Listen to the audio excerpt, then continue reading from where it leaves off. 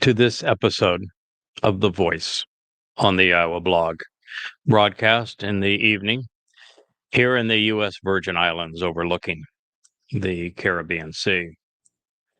Before we return to the Mizmor, the psalm, this being the 103rd, which was devoted to David and is about to speak of his everlasting throne, I want to just talk a little bit about the challenges incumbent in the mission that I have been assigned by God. I'm speaking to a world that has become very comfortable with having erased Yahweh's name, particularly his people. Nothing seems to dissuade them from their hatred of Yahweh, of the name. And of course, within Christian communities, the very fact that Yahweh's name is Yahweh and they don't mention it means that Yahweh has nothing to do with their New Testament or their religion. So they'll reject it out of hand. They want God to be Jesus. They want God to be both the Father and the Son, fully God both ways. It's, of course, total nonsense. And then you have a couple of billion Muslims who want you to believe that Allah is the God who spoke to Moshe and inspired the Torah and the prophets, when that is utter rubbish. And so that's a tough thing to overcome. And without overcoming that, there is no second step. There is no even possibility of reintroducing God's people to him. It all begins with the name, which is why in Yahweh's first meeting with Moshe, he revealed his name and told us this is his one and only name, and even told us how to pronounce his name from the verb that he used to describe it and the book in which we find the guidance regarding it. But it's a very difficult thing to overcome, and without overcoming it, we can't go to the next step. And yet we can't simply focus on this one revelation, which is, here I'm the first person to reintroduce God's name in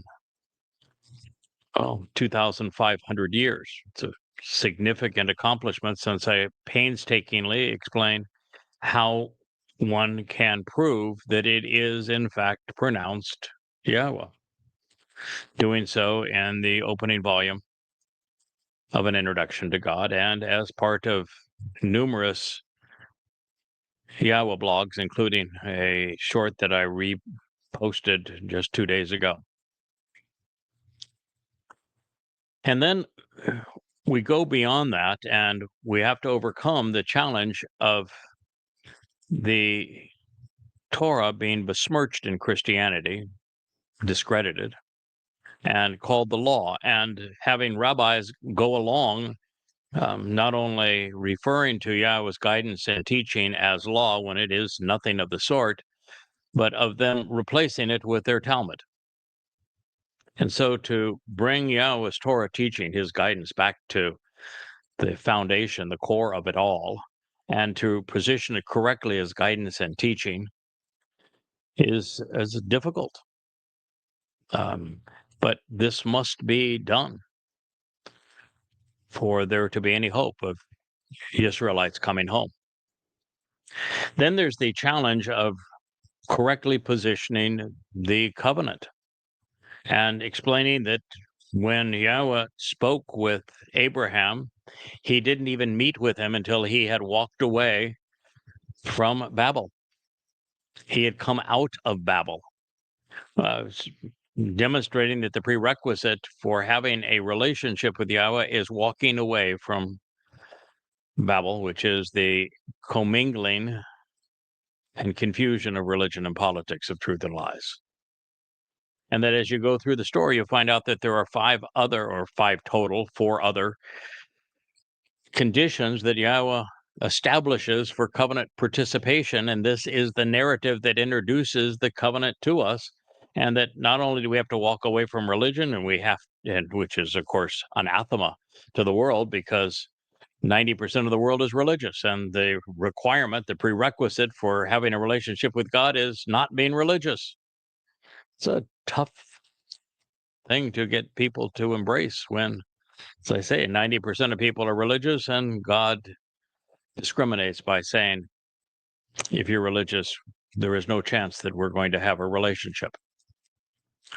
And then God asks us to walk to him and become perfect. And that's the hardest of all to explain, to get people to accept. The problem is that the Christian New Testament, even though it is nothing but a pile of lies, is so ingrained in the culture that when one demonstrates that it is completely untrue and that there never was a Jesus, that Mr. Christ is nothing but a counterfeit of David, along with a heavy dose of Dionysus, and that it is exceedingly easy to disprove the legitimacy of the Christian New Testament, to demonstrate that it is a complete and utter farce, and that it was perpetrated as a farce. And that has to be done, because if that's not done, when you explain that the means to be perfected by God, the second condition of the covenant, is to accept the realization that Dode came in the second of three lives and served as the Passover lamb, and then fulfilled matzah, with his soul being laden with our guilt, taking it into Sheol, never to be seen again. This is God's plan. This is the purpose. This is how he explained the Exodus beginning, with Pesach providing life, and the lamb of Pesach providing life, and then on matzah there is the separation from the horrors of religion and political oppression. And it is matzah about unyeasting the bread, with yeast being religion and politics. And so when you try to tell people that, their mind is still so cluttered with the Christian myth of a Mr. Christ, of a Jesus, that then their first response is, so you're telling me that David was Jesus? No, I'm not telling you that. I'm telling you that Jesus never existed, and that it's important that you know that he never existed, because it is only then that you're in a position to accept the fact that Dode lived his second of three lives to accomplish this. And so the burden is to disprove the Christian religion, which I have done. It's just that to get people to embrace it, to accept the evidence that is marshaled against it, to listen to the YAHOWAH blogs on appalling Twistianity, or to read the volumes of Twistianity, is a challenge. And it is only one of many battles that we must win to prevail. And then, for some reason, people have no problem with Yahweh taking Eliah and knowing that Elijah is going to come back, and therefore he's going to live two lives. No problem with that at all. And they somehow dismiss the fact that the prophets and the Psalms constantly say that Dode is going to return with Yahweh to be king of Israel, and his throne is forevermore, which would require him to have two lives. But a third, oh, that's impossible. They don't even like to talk about Dode having a second life, which is why in Rabbinic Judaism they have disowned Dode as the Son of God and the returning Messiah, much less returning king, because they cannot perceive that God would take his cherished son and have him continue to live and work with him in this way. Why? God said so. I mean, have you read the 89th Mizmor? That's what it says. Why can't people process that? Do they believe that God is lying to them when he made all of these statements to them? And so the idea that a person can have more than one life is just way beyond most people. And yet, if we didn't have more than one life, what's the purpose of this one? Why bother with the Torah? Why bother with the prophets? Why bother with anything? Why bother with Passover or matzah? Or why call it firstborn children? Why refer to Shabuah and Teruah as harvest? Why describe Kippurim as a reconciliation of the relationship? For what purpose? If we don't have the opportunity to live beyond this life, if the people who respond to Yahweh's invitation don't have an ongoing opportunity to live, what's the purpose of anything? So you're okay with God giving those who are right with him a second life, but not Dode? Do you think that the creator of the universe is incapable of taking someone's nefesh soul and putting it in another physical body? When he created the language to conceive physical bodies called DNA, and you don't think he can manipulate it? You don't think he can use it? You're saying, "Oh, I'll buy all of the stuff that you're saying, but I'm not gonna go with Dode David having lived another life." So when he wrote about his crucifixion in the 22nd Mizmor, are you thinking that he was crucified in his first life? Or do you think he was just delusional? And if he was delusional, how did he happen to write about a form of death that turned out to be the one used by Rome on this occasion, 700 years before that form of death even existed? Or why Yahweh referred to his son in Zechariah 12, saying that he is returning with the one who was pierced, and you will weep for him as a firstborn. Why is it that everyone needs to make God out to be a liar when he said these very things, affirm them throughout? Rather than accepting what is the greatest discovery in human history, that Dode is not only the Messiah and the Son of God and our former and returning King, that he served as the Passover lamb, and that he fulfilled matzah and Bikurim. And there's even the prophecy in Daniel when Gabriel, which is Dode, God's most capable and competent man, told us the exact time that he would fulfill matzah and Pesach as well. Right there in 33 CE, right in the middle of Chag Matzah, he gives us the date 700 years in advance. And then he did as he said he was going to do.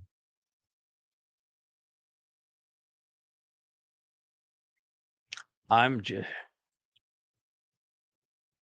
shake my head and say, I don't know how it is possible that so many people can be wrong and unwilling to trust what God says. But these are all challenges, and they are many. And then the only way for us to prevail is we have to convince Israel to not only stop trusting rabbis, but to denounce them and walk away from them as poison. And then we must convince Israel that you can't win a war by continuing to bomb Hamas, because Hamas is nothing but a symptom. You're bombing a community that is 100% Islamic, just as is Hamas. You can't win the war that way. There's 2.2 million of them. You can't kill them all. And no matter how many are left, Hamas is left, because Gaza and Hamas are the same thing. And so you need to understand that Islam is your enemy. And I've written 5 books for you, taken thousands of death threats as a result, to prepare you for that realization that there is no such thing as a Palestinian, and that your enemy is not Hamas, it's Islam. But you've got to come to that point if you're even going to spare Israel long enough for you to benefit from any of this.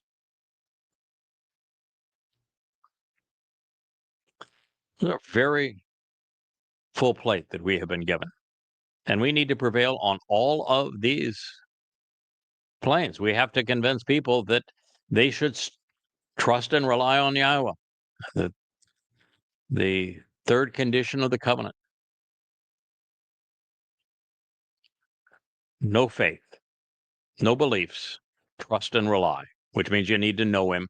And the only way to know him is to read or to listen or both. And then God says, you need to closely examine and carefully consider the terms and conditions of my relationship agreement. The fourth condition of the covenant. As a man, you must be circumcised because it's the sign of the covenant. Circumcise your sons on the 8th day so they can remember the covenant. The plan is beautiful. It is woven together majestically. God is an amazing storyteller. He and his son have done such great things for us. And yet the world wants to call God a liar and pretend that all the things that he promised and now has done, that they're not possible. So why bother with any of it?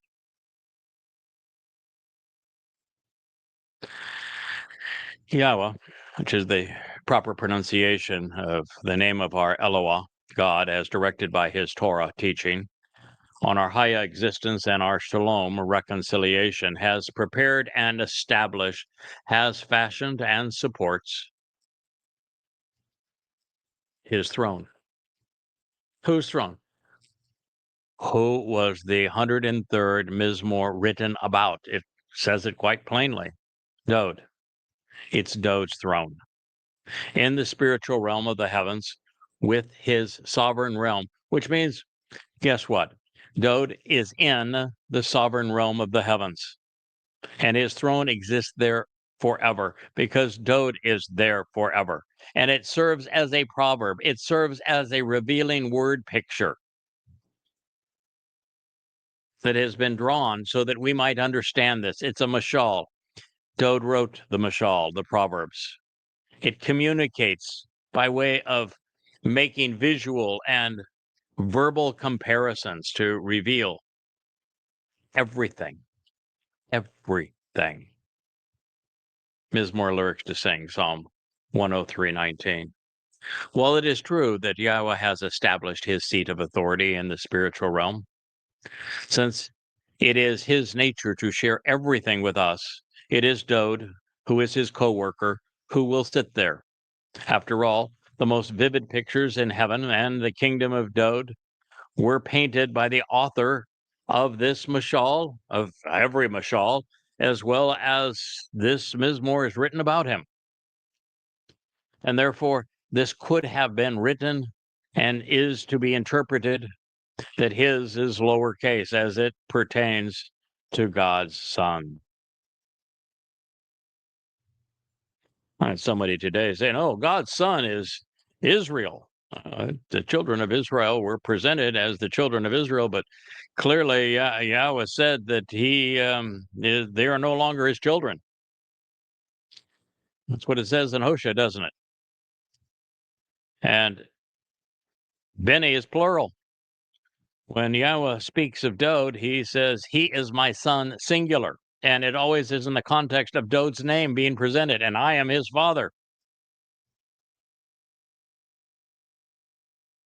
Now, of Dod's royal reign, that's what this is speaking of. It is a sign that we should expect Dod back. It's what is said in 2 Samuel 7. It is what is said in the 89th Mizmor. It is what's said in the first 30 Psalms. It is what's said in Zechariah. It's everywhere. Dod's throne is eternal because Dod's soul is eternal. Now, painting pictures with words is something which Dod was particularly adept, as was his father. And often it is the best way to convey what we would otherwise not perceive from our current perspective. And heaven is a perfect example, using terms common to our three-dimensional existence, Yahweh's prophets have tried to describe its spectacular appearance. But quite frankly, just as the fourth dimension is beyond our comprehension, so is the seventh, far beyond our current comprehension. It's as far removed from what we can perceive as three dimensions are from seven. That being the case, Yahweh shared something which can help us visualize the unseen. Aspects of the Garden of Eden were modeled after heaven. Consider what happened there, especially the interactions between Yahweh and Adam, and uh, and then expand, if you will, the boundaries of that garden to the size of the universe, 93 billion light years across, or some such measure. We don't know anymore, but that was the original measure. This provides a glimpse of what we will experience when we camp out with Yahweh and other covenant members throughout the time of the celebration of Sukkah and beyond. We'll still be guided by his words, even by his Torah teachings, which will then be integrated within us so that we can make good and sound decisions. And we're still going to observe the Shabbat. We're still going to attend the Mikra, celebrating both as they were intended. But we will no longer have to endure any form of religion or politics, lies or liars, abuse or abusers. Just as we are afforded the option of assigning heaven's throne and kingdom to a collaboration between father and son, as it should be. Fathers hand the sovereignty of the throne and crown to their firstborn son. Yahweh clearly denotes Dod as his Bakor, firstborn. He is the Malach, he is the Gibor in this next statement, and therefore he is the one who is being represented. However, since Dod would have had no influence over the spiritual realm during his first life, it is likely that it was addressing the most courageous and capable of Yahweh's human witnesses, those reading and applying the message of this, the 103rd Mizmor. It says, his Malach, his messengers and witnesses, his envoys and representatives, ambassadors and functionaries, those dispatched and deputized to do his bidding, you should choose to convey your support for the benefit of the blessings, Barak, for the marvelous nature of what is being extolled.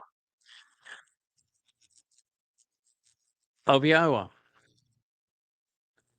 our Elohim, his Gabor, his most courageous and capable of men, those who fight valiantly and prominently for him, his most impactful leaders and influential individuals, who with the ability, authority, and acuity, koach, those with the potential, the resources, the resolve, aptitude, and strength, even determination, should act upon, should engage, should go to work and carry out all that is specified regarding his word by actually listening through the voice, conveying the audible sound of his message, of his word, through what we're doing right now. Mizmor, lyrics to be sung, 103:20. Leading by example, Dod was Yahweh's most accomplished Malach and acclaimed Gabor, speaking to those who would follow in his footsteps. God's prolific messenger and courageous man encouraged us to devote our lives to conveying the benefits associated with being around Yahweh, extolling his virtues while affirming our support. Those who have been blessed with the koach, the acuity and aptitude, the resources and resolve to engage on God's behalf, after listening to his voice, proclaiming the message, are called to do so, and to do so enthusiastically, passionately, boldly. No, I've been doing this to the extent I'm capable of using the resources at my disposal and with Yahowah's support since Towrah in 2001. And while I was never alone because of God's support and the seven spirits, it has been a delight to experience the many ways Yahowah has found to contribute, such that we are effective and productive in accomplishing his goals. And first and foremost, understanding his picture from beginning to end, having deduced insights that the world had missed for thousands of years. And I'm convinced that we are actually presenting them as credibly as is possible. Challenge remains on behalf of the listener. The team of Yahowah's covenant family has been conscripted by God to support this mission, and they are also devoted and brilliant. But there is not one among them who would claim to be Yahowah's Malach or Gibor. These individuals are few and far between. And so to fill out the quota, Yahowah is recycling one for the third time, Dode, another Elia from 2,900 years ago, so for a second time, and a third, Yada from the ranks of the Goyim. That's how hard it is to find Gabor, to be that bold in the face of adversity, to knock back down when people question what has become obvious to us. Perhaps I'm a bit over dramatic in that there will likely be more Gabor, but one thing is now certain, that Yahowah's Malach messengers and witnesses and his Gabor, courageous and capable men, will always be blessed with the koach, determination to prevail. Our strength, confidence, and fortitude to work with Father and Son comes from listening to their message first and foremost. It continues, as has been the case with the Dode's previous two statements, because we love Yahowah, we listen to him, we think about everything he has to say, and we're devoted to making the connections to understand. And so we can identify these Saba with the heavenly host, or include that Dode is now addressing a broader spectrum of the covenant family, calling them to action. And since one would be out of Dode's jurisdiction and of no value to those reading or listening to his song, I'm fairly certain that the Messiah is speaking to those serving in the best interests of Yahowah and his covenant family. I know many such people. One of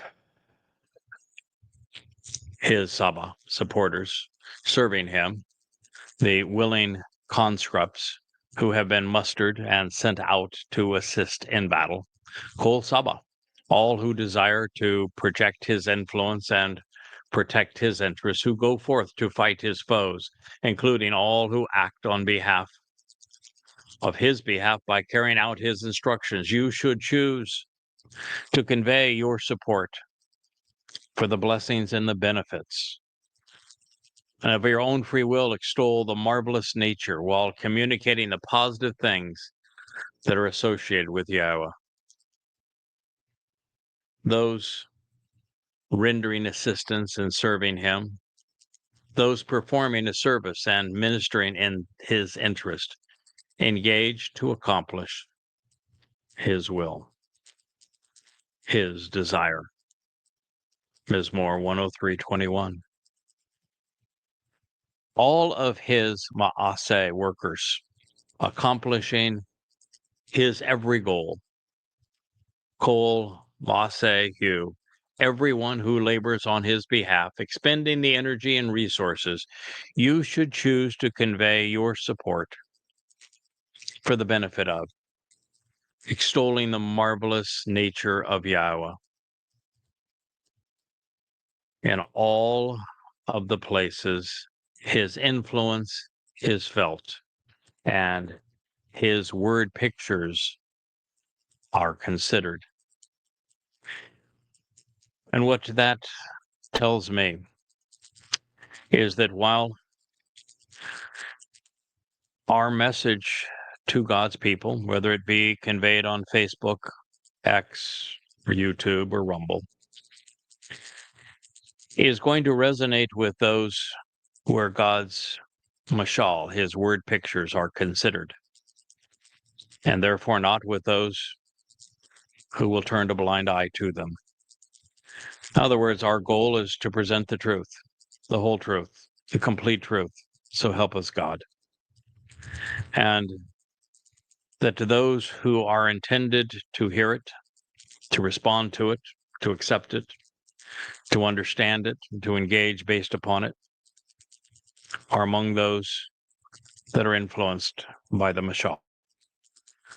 The most poignant of one, of course, is the 14th that introduced the Towrah to God's people.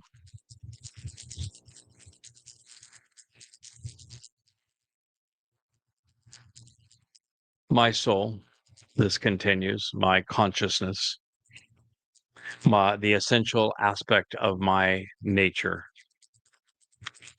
commends and adores, shares the benefits and associated with Yahowah. Mizmor, lyrics to be sung, Psalm 103:22. Do you recall the word that was the first used in this Mizmor, starting the first two sentences, the first two statements? Was the nefesh soul of Dod. And once again, the nefesh soul of Dod is explaining and exclaiming his great love, his adoration for Yahowah. It has ending as it began with a man who drew the most vivid word pictures of what he would do to restore Yisrael. And remember, in this very mashal, we are told explicitly that Dod would be the redeemer of his people. And now we have returned to his soul doing this because of his great love for Yahowah. An accomplished speaker, such as Dod, will therefore tell their audience what they're going to tell them. Then they will tell them. And they will summarize what they told them by telling them what they told them. Dod introduced and concluded his psalm explaining the service his nefesh would provide in conjunction with his father Yahowah. And at the end of this Mizmor, he revealed how we can help him achieve his decision to serve his people and our God in this way. No matter what Dod has done, regardless of the merit of his sacrifice, irrespective of the bravery and compassion he has displayed, if his fulfillments of Chag Matzah and Kippurim are not heralded, if we don't do what we are doing here and now boldly, no one will benefit.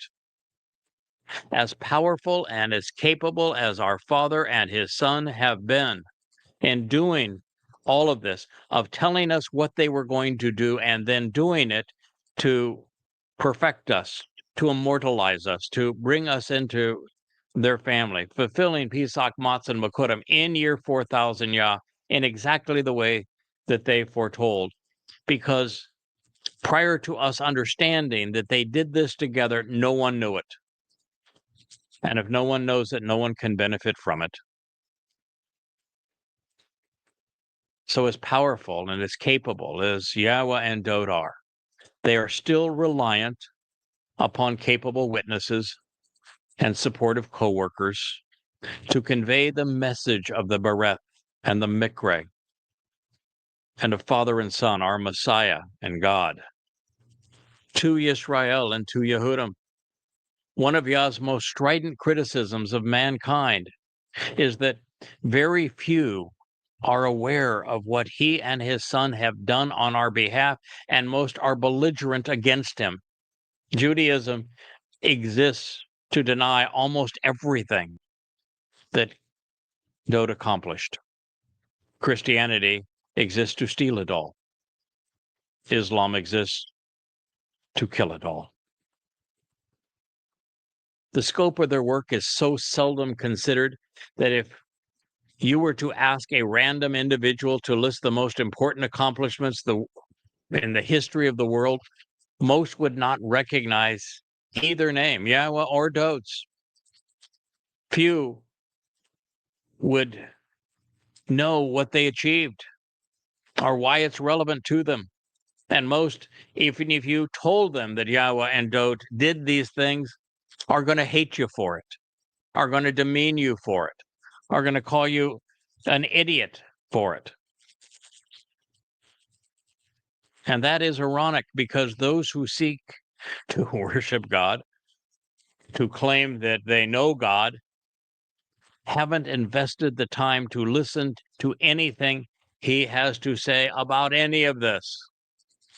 By contrast, Dowd's words resonate throughout time because he came to know, before he professed his admiration for God, he came to know him. He studied his Torah. He saw his place in it. And he volunteered to do what needed to be done. He was right. He was genuine. He was appreciated.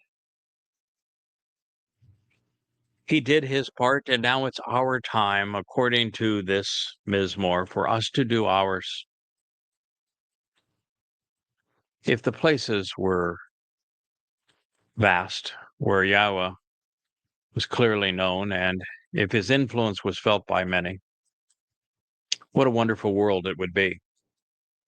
And therefore, our mission is to share the story of Father and Son with those interested in investing their lives and their time to read the books of Yada Yahowah, to listen to the Yahowah blog, as opposed to just vomit all over the truth.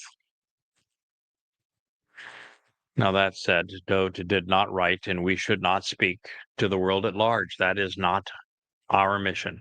There is no reason to strain our voices or dissipate our effect or influence.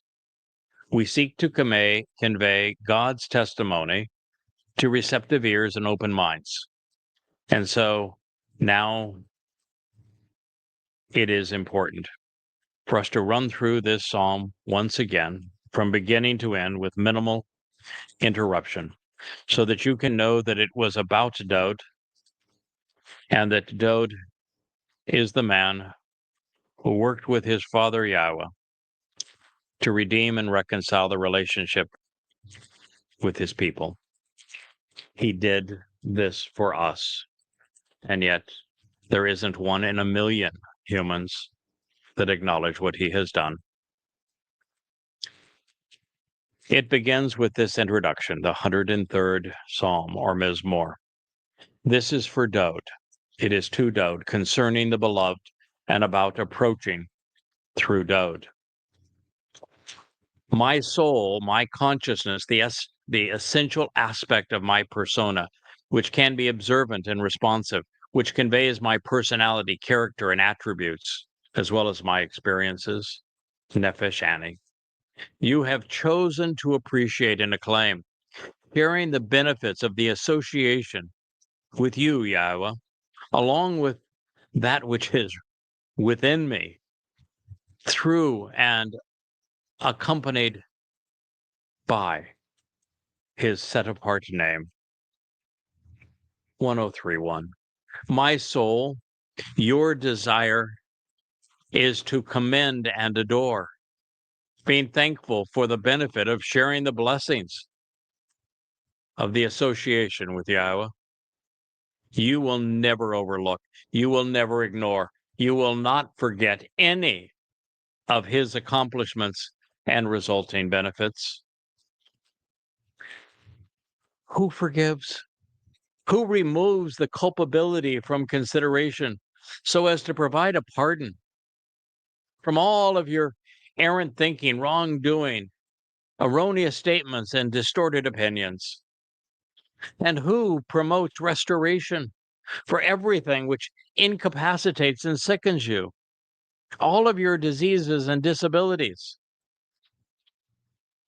Who is the kinsman redeemer who delivers your life, the family member paying the price for you to live, keeping you from the dungeonous slime pit of corruption? Who envelops and crowns you in loyal love, steadfast devotion, and unfailing kindness, in addition to compassion and mercy? Who is abundantly satisfying with that which is beneficial and good, highly desirable for you, beautifully adorning you? She, on her own initiative, restores and renews, becoming similar to the soaring eagle of your youth as children.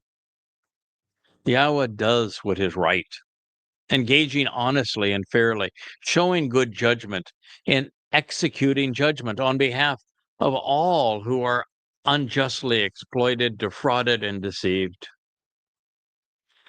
He has made known Yada and revealed his ways to Moshe through his interactions with the children of Yisrael. Yahweh is compassionate and merciful, long-suffering and loyal, slow to anger, and abounding in love, overwhelmingly kind and steadfastly loyal. But he will not continually quarrel with someone, subjecting his preeminence to unending arguments, nor will he eternally serve as a frustrated caretaker, tending to those who displease him, maintaining the status quo as a disappointed and irritated observer, bearing tremendous resentment. Psalm 103:9. It is not according to the ways we are misled and are misleading, incurring guilt, that he acts or that he engages with us, nor according to our errant thinking, our erroneous statements, or invalid opinions, that he deals with us. Indeed, for just as the heavens and the spiritual realm are elevated in scale and dimensions beyond our comprehension, above and beyond the material realm, so too is his steadfast and enduring love, his unfailing generosity and mercy towards those who respect and revere him.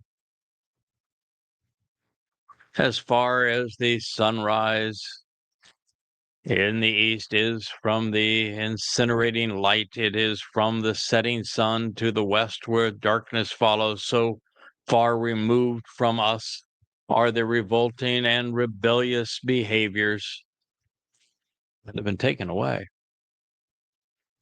As a father shows tender affection and genuine love for children, Yahweh genuinely loves and favors those who respect him. It is for certain he is cognizant of our inclinations and frame of reference, even the purpose for which we were created, remembering that we are indeed quite literally comprised of naturally occurring earthen matter. Mortal men's days are like an abode of dried grass, like the flowery nature of an engraved plaque on a shining memorial in the open and broad way. It therefore reflects the light and the scene around it. Yet truthfully, when the spirit passes over it, then it is no more, and its place is no longer recognizable or even remembered. By contrast, the steadfast and enduring love, the unfailing generosity and mercy of Yahweh, it is forever, enduring eternally without end for those who respect and revere him. with his vindication and righteousness on behalf of his children's children, for those who observe his covenant and who remember to act upon and engage in his directions and instructions. Yahweh has prepared and established his throne in the spiritual realm of the heavens and with his sovereign realm, serving as a proverb, revealing what he and his heaven is like, drawing pictures with words, revealing everything. His Malach messengers and witnesses, you should choose to convey your support for the benefit of Yahweh. His Gabor, his most courageous and capable of men, who fight valiantly and prominently for him, his most impactful and influential individuals, those with the ability, the authority, and acuity, the aptitude, resources, and resolve, should act upon and engage by carrying out his word, by actually listening through the voice conveying this audible sound of his message through the call of Yahweh. Everyone of his Saba, his supporters serving him, the willing conscripts who have been mustered and sent out to assist in this battle, you should choose to convey your support for the benefit of Yahweh. Those rendering assistance and serving him should engage to accomplish his will. All of his Ma'aseh workers pursuing his goals, those striving to fulfill God's agenda, you should choose to convey your support for the benefits and the blessings offered by Yahweh in all of the places, in every home, dwelling site, and in every direction that his influence is felt and his mashal word pictures are considered. My soul commends and adores, having chosen to appreciate and acclaim its association with Yahweh. Mizmor, lyrics to sing, Psalm 103, 1 through 22.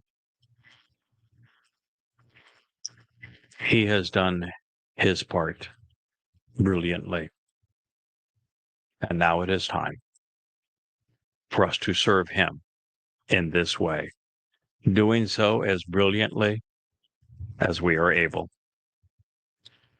Thank you for listening to this, the conclusion of the 103rd Mizmor, as part of the YAHOWAH blog as the sun sets here in the Virgin Islands. I am your host, Craig Winn, and this has been the YAHOWAH blog.